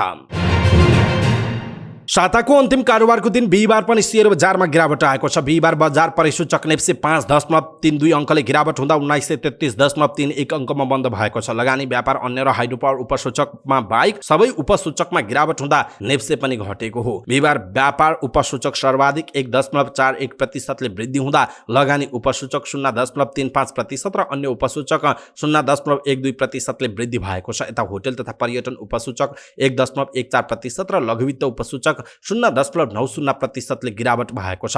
नेप्सेसँगै कारोबार रकम पनि घटेको छ। बुधबार 1 अर्ब 20 करोडको कारोबार भएको थियो। बिहिबार 26,375 वटा कारोबारमा 34,02,267 किता सूचीकृत धितोपत्र कारोबार हुँदा 1 अर्ब 14 करोड 15 लाखको कारोबार भएको छ। जसमध्ये एनआइसी एसिया बैंकको सर्वाधिक 4 करोड 94 लाखको कारोबार हुँदा नबिल बैंकको 3 करोड 97 लाख र हिमालयन डिस्टिलरीको 3 करोड 83 लाखको कारोबार भएको छ। बिहिबार कुल 214 कम्पनीको शेयर कारोबार भएको छ। जसमध्ये 119 कम्पनीको शेयर मूल्यमा गिरावट हुँदा 92 कम्पनीको शेयर मूल्य वृद्धि भएको छ। त्यस्तै 3 कम्पनीको शेयर मूल्य पनि स्थिर रहेको छ। बिहिबार कारोबार भएका मध्ये युनिक नेपाल लघुवित्त र शुभम पावरको शेयर मूल्य 10% वृद्धि भएर सकारात्मक सर्किट मूल्यमा बन्द हुँदा लिबर्टी इनर्जीको शेयर मूल्य 4.98% बढेको छ। लक्ष्मी लघुवित्तको शेयर मूल्य सर्वाधिक 5.76% गिरावट हुँदा नयाँ सारथी लघुवित्तको शेयर मूल्य 4.80% र प्रभु लाइफ इन्सुरेन्सको शेयर मूल्य 4.74% गिरावट भएको जनाइएको छ। देशको बढ्दो आर्थिक समस्याका कारण चीनसँग कूटनीतिक सम्बन्ध स्थापना गर्नुपर्ने बाध्यात्मक परिस्थिति उत्पन्न भएको होन्डुरसका एकजना वरिष्ठ कूटनीतिज्ञले बताएका छन्। विदेश मन्त्री एडुआर्डो रेनाले देशको आर्थिक आवश्यकता र ताइवानले आर्थिक सहायता बढाउन अस्वीकार गरेपछि चीनसँग कूटनीतिक सम्बन्ध स्थापना गर्ने निर्णयमा सरकार पुगेको उनले बताएका छन्। बेइजिङसँग सम्बन्ध जोड्ने निर्णयसँगै मध्य अमेरिकी राष्ट्र होन्डुरसले ताइवानसँगको 80 वर्षभन्दा लामो समयदेखिको कूटनीतिक सम्बन्ध तोड्नेछ। विदेश मन्त्री रेनाले ताइवानले वार्षिक रूपमा प्रदान गर्दै आएको $5 करोड अनुदानलाई 10 करोड गर्न तथा तिर्न बाँकी रहेको $60 करोड सहुलियत ऋण पुनर्संरचनाका निम्ति गरेको आग्रहप्रति सकारात्मक जवाफ नदिएको उनको भनाइ छ। होन्डुरसका जनताको आवश्यकतालाई ध्यानमा राख्दै थप महत्त्वपूर्ण सम्बन्ध प्रस्ताव गरिएको तर ताइवानले त्यसलाई अस्वीकार गरेको उनको कथन छ। मध्य अमेरिकी राष्ट्र होन्डुरस यो क्षेत्रको सबैभन्दा निर्धन मुलुक हो। 1 करोड जनसङ्ख्या भएको होन्डुरसका करिब 74 लाख जनता गरिबीको चपेटाबाट मुक्त हुन सकेका छैनन्। होन्डुरसको चीनसँग कूटनीतिक सम्बन्ध स्थापना गर्ने निर्णय सार्वजनिक हुने बित्तिकै बेइजिङले त्यसको स्वागत गरेको थियो। बुधबार बेइजिङमा भएको नियमित पत्रकार सम्मेलनमा विदेश मन्त्रालयका प्रवक्ता वाङ बिनले एक चीन सिद्धान्तका आधारमा होन्डुरस सहित विश्वका अन्य देशहरूसँग मैत्री एवं सहयोगात्मक सम्बन्ध विस्तार गर्न विकास गर्न बेइजिङसँगै इच्छुक रहेको बताएका थिए। उत्तर कोरियाले पुनः लामो दूरीको ब्यालिस्टिक मिसाइल प्रक्षेपण गरेको छ। दक्षिण कोरियाका राष्ट्रपति युन सुक येओल जापानसँगको सम्बन्ध अझ सुदृढ बनाउन टोकियोमा वार्ता गर्न लागेका बेला प्योङयाङले उक्त क्षेप्यास्त्र प्रक्षेपण गरेको हो। गत आइतबारदेखि उत्तर कोरियाले क्षेप्यास्त्र प्रक्षेपणको श्रृङ्खला जारी राखेको छ। 5 दिनको अन्तरालमा बिहिबार फेरि अर्को परीक्षण गरिएको हो। दक्षिण कोरिया र संयुक्त राज्य अमेरिकाले 5 वर्ष यता गरेका सबैभन्दा ठूलो संयुक्त सैन्य अभ्यासको विरोधमा प्योङयाङले शक्तिशाली क्षेप्यास्त्र परीक्षण गरेको ठानिएको छ। हाम्रो सेनाले प्योङयाङको सुनान क्षेत्र वरपरबाट प्रक्षेपण गरिएको एउटा लामो दूरीको ब्यालिस्टिक मिसाइल पत्ता लगाएको छ। दक्षिण कोरियाका संयुक्त चीफ अफ स्टाफले एएफपीलाई भनेका छन्। उनका अनुसार प्रक्षेपण गरिएको यो क्षेप्यास्त्र इन्टरकन्टिनेन्टल ब्यालिस्टिक मिसाइल हो। उक्त क्षेप्यास्त्रलाई उच्च गतिमा प्रक्षेपण गरिएको थियो। राष्ट्रिय सुरक्षा परिषदको बैठकमा राष्ट्रपति युनले जापान र संयुक्त राज्य अमेरिकासँग त्रिपक्षीय सहयोग सुदृढ गर्न आह्वान गर्दै उत्तर कोरियाले विवेकहीन गतिविधिको मूल्य चुकाउनु पर्ने बताएका छन्। जापानको मन्त्री परिषद कार्यालयले उक्त क्षेप्यास्त्र 6000 किलोमिटरभन्दा बढी उचाइमा पुगेको जनाएको छ। हेल्मो 11 र आयोजक टोली 5 पोखरी टी20 क्रिकेट प्रतियोगिताको फाइनलमा भिड्ने भएका छन्। काठमाडौँको मुनपाली अन्तर्राष्ट्रिय क्रिकेट रङ्गशालामा सञ्चालित प्रतियोगितामा बिहिबार भएको खेल जितेर हेल्मो 11 र आयोजक टोली 5 पोखरी फाइनलमा पुगेका हुन्। पहिलो सेमी फाइनल खेलमा चौतारा साँघाचोक गढी नगरपालिकालाई 58 रनले हराउँदै हेल्मो 11 फाइनलमा पुगेको छ। टस जितेर पहिला ब्याटिङ गरेको हेल्मो 11ले खेलको म्यान अफ द म्याच विवेक तामाङको 84 रनको मद्दतमा 172 रनको विशाल लक्ष्य खडा गरेको थियो। जितका लागि 173 रनको लक्ष्य लिएर जवाफी ब्याटिङ गरेको चौताराले सबै विकेट गुमाउँदै मात्र 114 रन बनाउन सक्यो। यस्तै दोस्रो सेमिफाइनल खेलमा टस हारेर पहिला ब्याटिङ गरेको भोताङ क्रिकेट क्लबलाई 5 पोखरी क्रिकेट क्लबले 5 विकेटले हराएको छ। 5 पोखरी थाङपाल गाउँपालिका खेलकुद विकास समितिको आयोजना तथा 5 पोखरी क्रिकेट क्लबको व्यवस्थापनमा सञ्चालित प्रतियोगिताको विजेताले 80,000 र उपविजेतालाई 50,000 पुरस्कार पाउने बताइएको छ। समाचार पार्टी न्यूज बुलेटिनमा पालो भएको छ समाचार पार्टी हेल्थ टिप्स। आजको समाचार पार्टी हेल्थ टिप्समा हामीले निन्द्रा किन लाग्दैन र गहिरो निन्द्रा लाउनका लागि अथवा गहिरो निन्द्रा पाउनका लागि के गर्नुपर्छ भन्ने विषयवस्तुमा जानकारी दिनेछौँ। हामीलाई अन्तिम समय हेर्नुहोला। सबै नेपालीहरू माझ पुर्याउनका लागि यो भिडियो आफ्नो फेसबुक ट्विटर लगायतका सामाजिक सञ्जालमा सेयर गर्न नबिर्सिनुहोला। अनिन्द्राले रोग निम्त्याउँछ। जब राम्ररी निन्द्रा पर्दैन हाम्रो शरीर भद्दा हुन्छ, काम गर्न जाँगर चल्दैन, मस्त सुत्न नसक्नु वा गहिरो निन्द्रा लिन नसक्नु आफैमा शारीरिक तथा मानसिक जटिलता हो। यसले थप रोग निम्त्याउने खतरा पनि रहन्छ। कति निदाउने त? एक रातमा कति समय निदाउने? यसको जवाफ उमेर समूह अनुसार केही फरक हुन्छ। खास गरी बच्चाले अधिक समय सुत्नुपर्ने हुन्छ, तुलनात्मक रूपमा वयस्कले कम। अक्सर किशोर किशोरी, युवा, वयस्क, वृद्ध वृद्धाले औसत 7 देखि 8 घण्टा सुत्नै पर्ने बताइन्छ। यद्यपि सुत्ने अवधिले मात्र हुँदैन, त्यो कति गहिरो र मस्त थियो भन्ने कुरा मुख्य हो। अनिन्द्रा के हो त? जब हामी मस्त निदाउन सक्दैनौँ, जब हाम्रो निन्द्रा बिथोलिन्छ, त्यही नै अनिन्द्रा हो। निन्द्रा पूरा नहुँदा शरीरलाई आराम मिल्दैन। यसको यसको नकारात्मक असर हाम्रो स्वास्थ्य र मस्तिष्कमा पर्छ। पर्याप्त निन्द्रा लिन नपाएमा हामीभित्र मानसिक तथा शारीरिक विकारले डेरा जमाउँछ। त्यसो भए निन्द्रा किन लाग्दैन त? धेरै जस्तो मानसिक कारणले निन्द्रा बिथुलिन्छ। मनमा कुरा खेलाउने बानीले निन्द्रा पर्दैन। धेरै सोच्ने, मनमै तर्क वितर्क गर्ने, कुण्ठा, गुनासा, आवेग जस्ता मानसिक विकारले निन्द्रा बिथुलिन्छ। शारीरिक समस्याले पनि निन्द्रा लाग्दैन। कमजोरी वा कुनै पीडाको कारण मस्त सुत्न सकिँदैन। धेरै उत्साहित हुँदा, धेरै थाकेको बेलामा पनि निन्द्रा लाग्दैन। यद्यपि यी क्षणिक समस्या हुन्। कसरी लिने गहिरो निन्द्रा? निदाउनका लागि औषधि सेवन गर्नु राम्रो विकल्प होइन। त्यसले नकारात्मक असर गर्छ। कतिले निदाउने बहानामा मदिरा सेवन गर्छन्, जो एकदमै नराम्रो अभ्यास हो। मस्त मातेपछि बेहोसीमा सुत्ने मानिसले स्वास्थ्यमा थप ठुलो हानि गर्न सक्छ। आफूलाई के कारणले निन्द्रा लागेको छैन भन्ने कुराको कारण पत्ता लगाउनु पर्छ। कसैलाई चिन्ताले हुन सक्छ, कसैलाई शारीरिक कारणले हुन सक्छ, कसैलाई बाह्य वातावरणले पनि निन्द्रा नलागेको पो हुन सक्छ। त्यसैले निन्द्रा नलाग्नुको कारण फेला पारेपछि सोहीअनुसारको निदानको उपाय खोज्न सकिन्छ। त्यसबाहेक अन्य केही विधिहरू छन् जसले निदाउन सहयोग गर्छ, जस्तो राति सुत्ने समयलाई नियमित गर्ने, सम्भव भएसम्म 8 देखि 10 बजेसम्म ओछ्यानमा पुग्ने। नियमित सुत्ने अभ्यासले ठिक समयमा निन्द्रा लाग्छ। ओछ्यानमा पुगेपछि छटपटी हुन्छ, मनमा कुरा खेलाउँछ भने मन पर्दो रेडियो कार्यक्रम सुन्न सकिन्छ। मोबाइलमा कुनै अडियो उपन्यास सुन्न सकिन्छ। यसले ध्यान एकाग्र हुन्छ र निन्द्रा लाग्छ।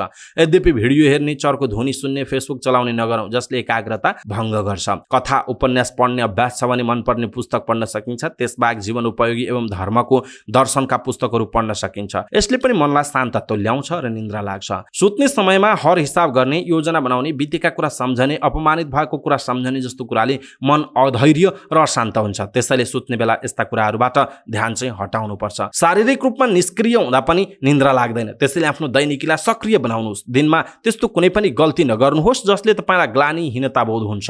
यस्ता कुराले राति सुत्न सकिँदैन। सुत्नु अघि हल्का व्यायाम गर्नुहोस्। 15 मिनट जति ध्यान गर्नुहोस्। यसले मनलाई शान्त तुल्याउँछ र निन्द्रा लाग्छ। दर्शक महानुभाव, आज हामीले यहाँहरूलाई निन्द्रा किन लाग्दैन र गहिरो निन्द्रा पाउन के गर्नुपर्छ भनेर जानकारी दियौँ। धेरै व्यक्तिहरूलाई अहिले पनि सुत्ने बेलामा एकैछिन मोबाइल चलाउन पाए हुन्थ्यो, फेसबुक टिकटक चलाउन पाए हुन्थ्यो, अनि निदाइहाल्थे भनेर 15 मिनट समय छुट्याएर हेर्न खोज्नुहुन्छ टिकटक फेसबुक। तर 1 घण्टा 2 घण्टा बितेको पत्तै हुँदैन। ए लौ बर्बाद भयो, भोलि बिहान त यस्तो यस्तो काम गर्नु छ भन्ने हुन्छ। अथवा कतिपय मानसिक तनाव हुन सक्छ, अथवा तपाईँहरू चाहिँ धुम्रपान मद्यपानहरू गर्नुहुन्छ होइन, निन्द्रा लाग्दैन भनेर विभिन्न औषधिहरू खानुहुन्छ भने त्यस्तो कुरालाई चाहिँ तपाईँले ध्यान दिनु होला। के कारणले तपाईँलाई निन्द्रा लागिरहेको छैन, त्यसको समाधान खोज्ने हो। आजको हेल्थ टिप्स तपाईँलाई कस्तो लाग्यो त्यो कुरा तलको कमेन्ट बक्समा कमेन्ट गर्नुहोला। यसरी नै हामीले हरेक दिन यसरी नै एउटा विषयमा हेल्थ टिप्स प्रस्तुत गर्दै आइरहेका छौँ। समाचारपाटी.com को यो समाचारपाटी हेल्थ टिप्स तपाईँलाई कस्तो लाग्छ हाम्रो यो अभियान, त्यो कुरा पनि तलको कमेन्ट बक्समा कमेन्ट गरिदिनु होला। हवस् त दर्शक महानुभाव, आजका महत्त्वपूर्ण समाचार, ब्रेकिङ न्युज अपडेट लगायत तपाईँलाई काम लाग्ने हेर्नै पर्ने महत्त्वपूर्ण समाचारहरू यति नै। हामीले प्रस्तुत गरेका यी समाचारहरूप्रति तपाईँको धारणा के छ? आफ्नो धारणा तलको कमेन्ट बक्समा कमेन्ट गर्नुहोला। हाम्रो मेहनतका लागि यो भिडियोमा एउटा सानो लाइक अवश्य गर्नुहोला। दर्शक महानुभाव, पलपलको न्युज अपडेटका लागि हाम्रो च्यानललाई तपाईँले अहिलेसम्म सब्स्क्राइब गर्नुभएको छैन भने कृपया सब्स्क्राइब गर्नुहोस् अनि नजिकै आउने बेल आइकनलाई क्लिक गर्नुहोला। दैनिक रूपमा हेर्नुहुन्छ भने रेगुलर भनेर लेख्नुहोला। आज पहिलोचोटि हो भने फर्स्ट टाइम भनेर लेख्नुहोला। देशभित्र हुनुहुन्छ भने आफू रहेको गाउँ ठाउँ सहर जिल्लाको लेख्नु होला। विदेशमा हुनुहुन्छ भने कुन देशबाट हेरिरहनु भएको छ त्यो कुरा तलको कमेन्ट बक्समा कमेन्ट गर्नु होला। समाचारपाटी.com को समाचारपाटी न्युज बुलेटिन आजका लागि यति नै। पलपलको न्युज अपडेटका साथ फेरि हाम्रो भेट हुनेछ। तपाईँ समाचारपाटी हेर्दै गर्नुहोस्। नमस्कार।